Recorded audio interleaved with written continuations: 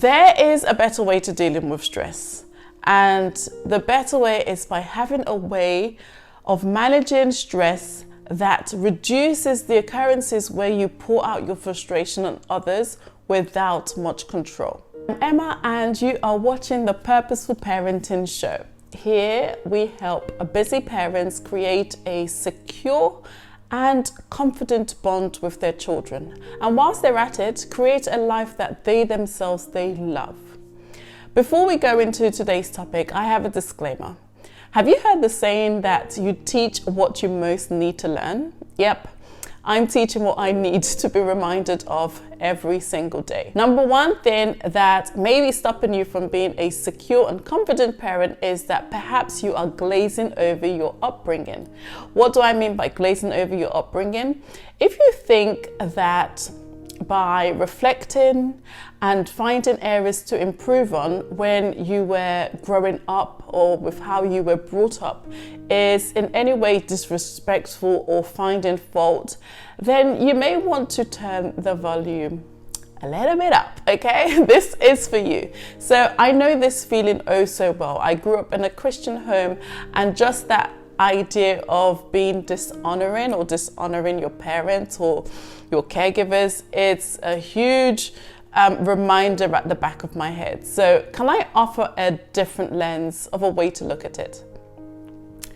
How about focusing on the fact that knowledge evolves, and most parents do the absolute best they know how to with the information they have been given. And to close all doors to reflecting and improving, we don't give room to understand our knee-jerk reactions, especially when it comes to how we react to our children. We limit ourselves when we shut the door to reflecting.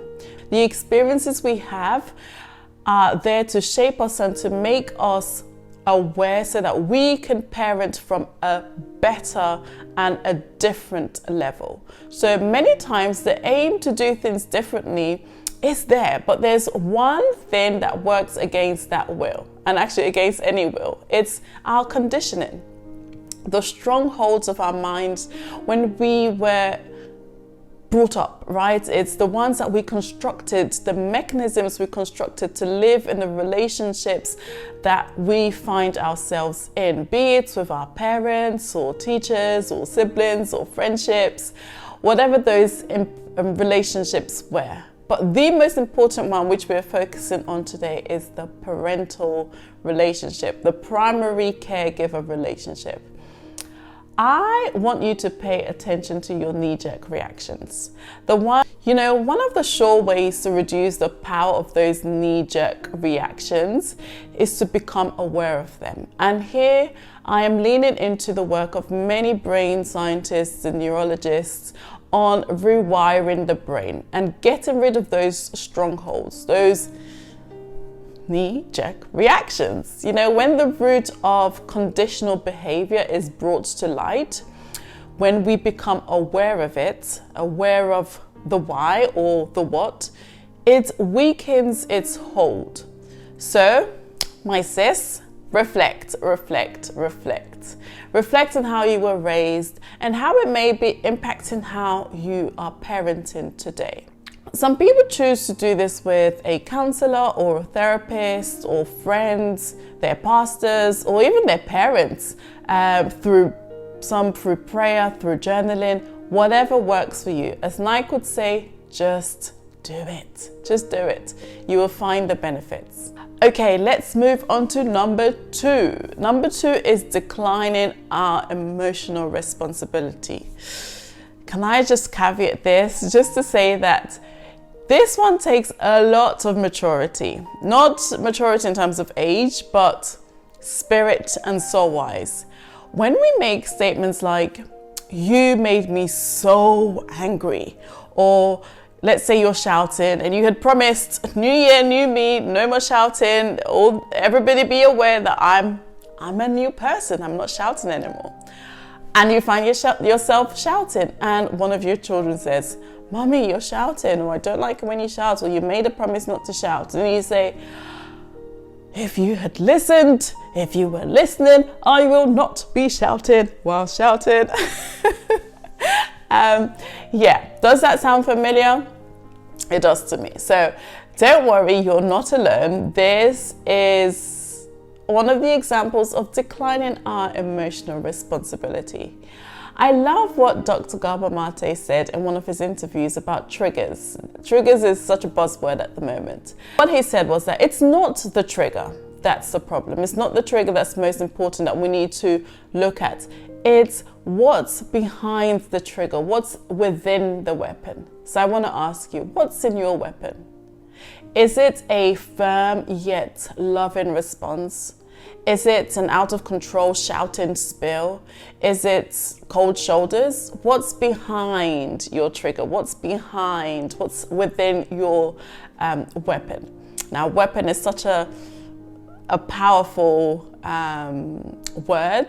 So I want to say that there are some weapons that you play with, right? You can have a play water gun, and that's a weapon in itself, but it is the content of it is what makes that weapon either hurtful or playful. You are responsible for whatever comes out of you, not anybody else. Now, I know that it's very harsh. It sounds harsh, right? To say that you are responsible for how you feel and the actions that you take, but we are, it's the truth.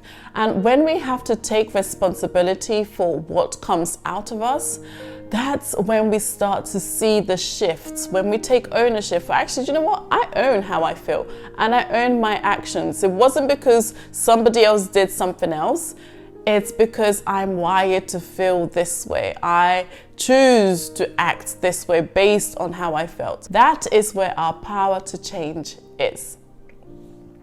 Now, if anything that we have discussed or what we will be discussing resonates with you, then you may want to take action, and you will find a value in downloading the Purposeful Mom e-journal using the link below. Moving on to number 3. Number 3 is a common one. It's not dealing with stress very well. Tough seasons are a guarantee with life. Whether you signed up willingly or you didn't, winter and summer are a part of life. The good news is problems gravitate towards their solutions. And if you are in a tough season right now, I just want to tell you that you, my lovely, you have what it takes to come out of that season on the other side, smiling and empowered. The question I'm posing to you though is, whilst you are weathering this storm, whilst you are going through this really tough season, or whilst if there is one to come or one that's just gone, are you leaving a trail of damaged relationships? Are you leaving a trail of damaged friendships? How are you reacting to your loved ones? Are you causing them hurt? There is a better way to dealing with stress. And the better way is by having a way of managing stress that reduces the occurrences where you pour out your frustration on others without much control.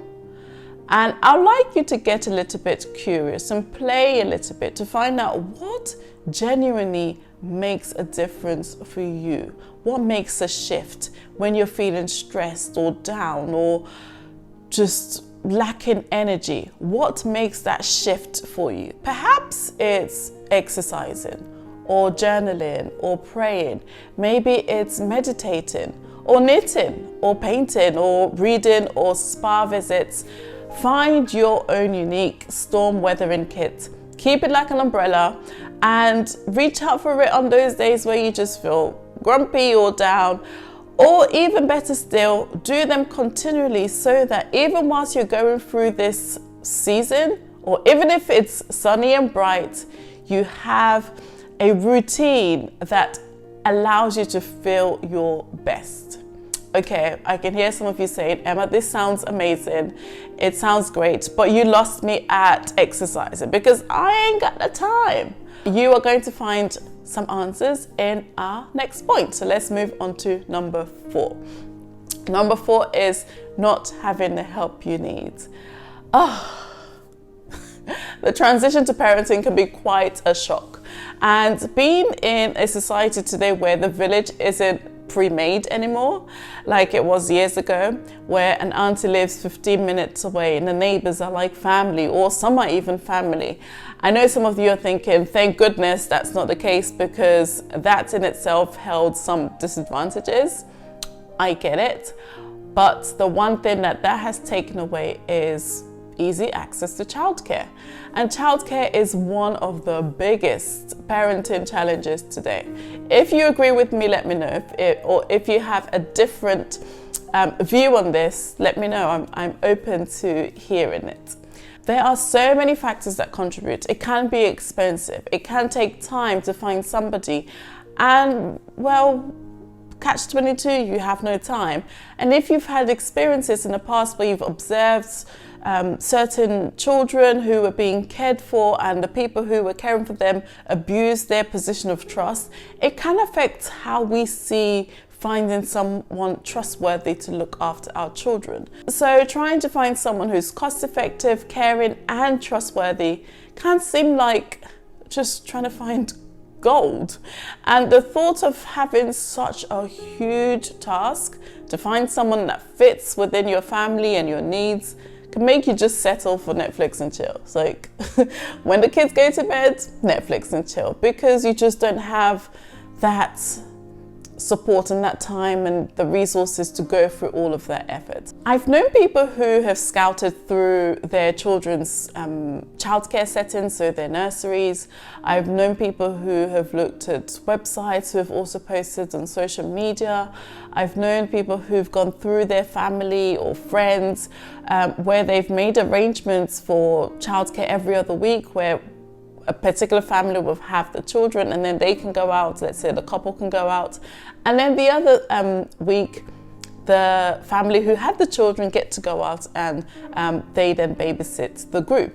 Now, find what works for you. You do your own homework, know what works for your family, but the key is to be creative. Think outside the box, think outside of the usual way people find child care givers. You know, having the help you need is so important.